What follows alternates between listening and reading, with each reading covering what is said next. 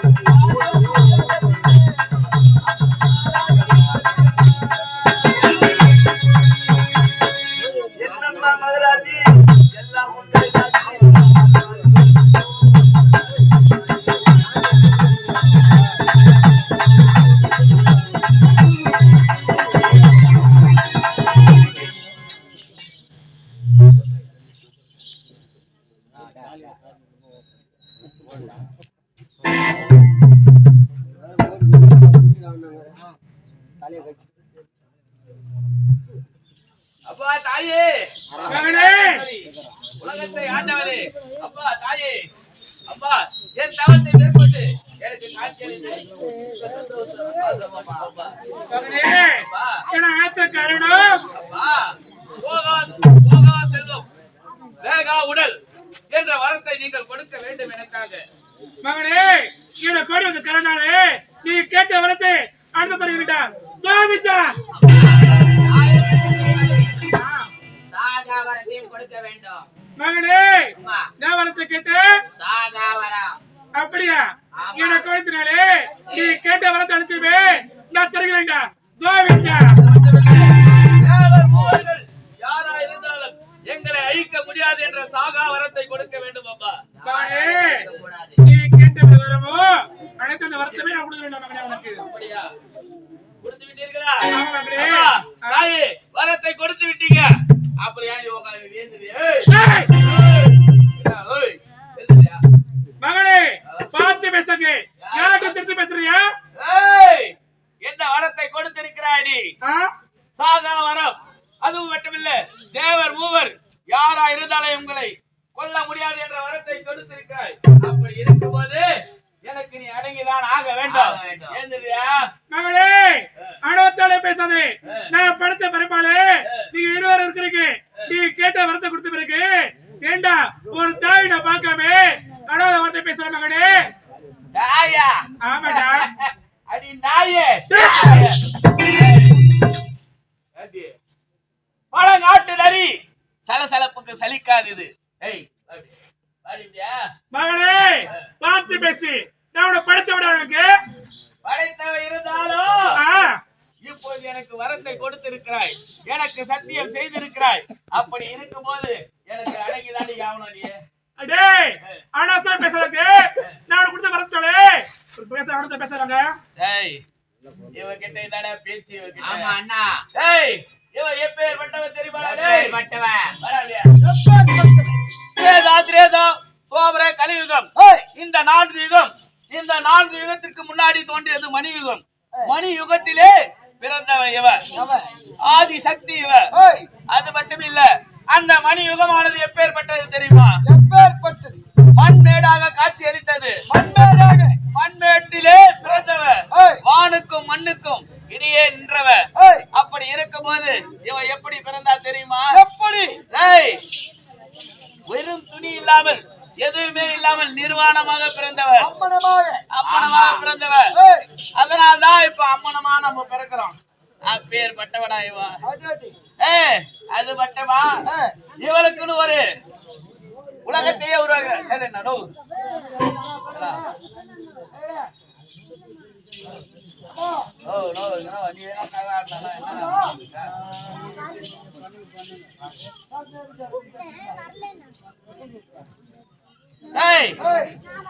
இந்த மணி உலகத்திலே இப்படியாக நின்றவள். அது மட்டுமில்ல, ஒரு நாள் குளிக்கு செல்ல போது ஆற்றிலே பாசியானது 2 தவழ்ந்து கொண்டிருந்தது. அந்த நேரத்திலே அந்த பாசியை கண்டவுடனே இவளுக்கு காமம் அதிகமாக விட்டது. அந்த பாசியை எடுத்து அதற்கு உயிர் கொடுத்தாய். அந்த பாசி 2இல் ஒன்று ஆண் சர்ப்பமாகவும் ஒன்று பெண் சர்ப்பமாக மாறியது. ஆண் பாம்பு பெண் பாம்பு 2 சர்ப்பமாக மாறியது. 2 ஒன்றாக நின்று அதாவது உடல் உறவு கொண்டது. அதை கண்ட உடனே இவளுக்கு ஆசை மோகம் அதிகமாகிவிட்டது. தலைக்கு மேலே ஏறிவிட்டது. தலைக்கு மேல ஏறிவிட்டது. அப்பேற்பட்டவ இவ வந்து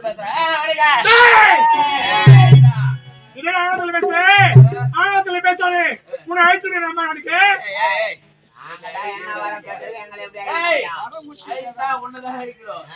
அப்படி இருக்கும்போது எங்களுக்கு வரத்தை கொடுத்திருக்கிறாய். அதுவும் மட்டுமில்ல, சத்தியம் செய்திருக்காய்.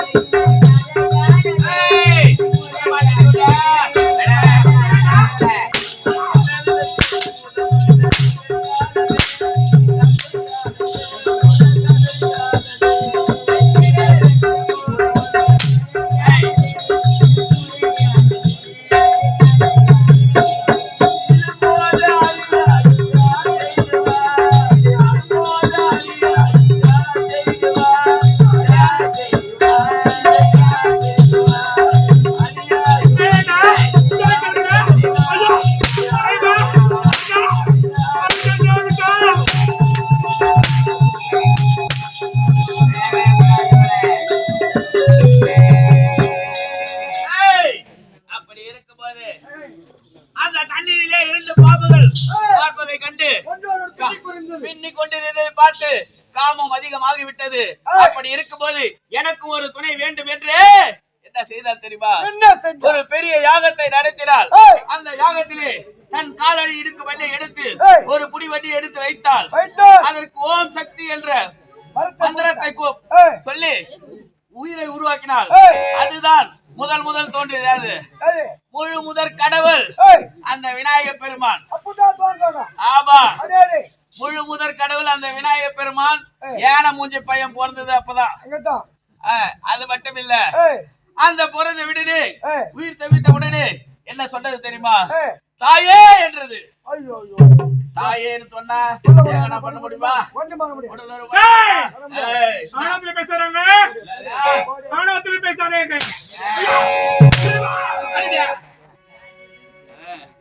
அப்படி இருக்கும்போது அது மட்டும் இல்ல, தோன்ற உடனே அதை ஒரு புறமாக வைத்து விட்டு மறு யாகம் நடத்தினாள்.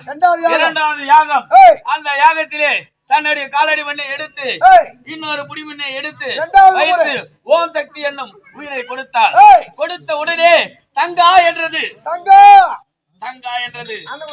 தங்கா என்றால் செய்ய முடியுமா? ஏதோ பண்ண முடியாது. அதையும் அப்படியே வருது. அதான் யாரு?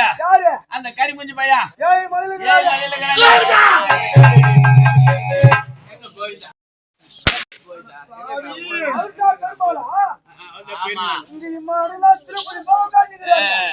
அந்த கம்யூனிட்டி அங்க இடத்துல இருந்து 7வது மலையில போய்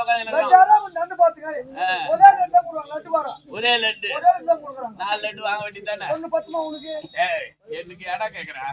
அந்த கம்யூனிட்டி எல்லாம் ஒதுக்கணும் தானே நானு.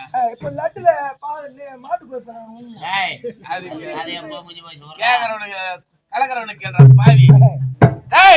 அடுத்ததாக மூன்றாவது யாகம். மூணாவது முறை தன்னுடைய சக்தியை முழுமையாக பயன்படுத்தி மூன்றாவது யாகத்தை நடத்தினார். மூணாவது முறை. ஆமா, அந்த யாகத்திலே மூன்றாவது யாகத்திலே தன்னுடைய கால் அடுக்கு மண்ணை எடுத்து வைத்து அதுக்கு ஓம் என்னும் மந்திரத்தை உரைத்து உயிர் கொடுத்தார். அதுதான் அந்த சிவபெருமான். ஆமா, சாம்பல் பூசின்னு வருவானே கம்யூனிட்டி, போனத்தை துண்ணுவானே அந்த கம்யூனிட்டி. போனத்தை துண்ணுவானா அவன்? போனத்தை துண்ணுவான் யாரு? அப்படி இருக்கும்போது உயிர் வந்த உடனே அது என்ன சொன்னா தெரியுமா? பெண்ணே என்றது. பெண்ணே என்றால் என்ன? பொதுவான வார்த்தை. அப்படி இருக்கும் போது இவளுக்கு என்ன ஆச்சு? இவனை விட்டா கூட வேற எவனும் கிடைக்க மாட்டான். அந்த கம்யூனிட்டி புடிச்சுக்கணும்.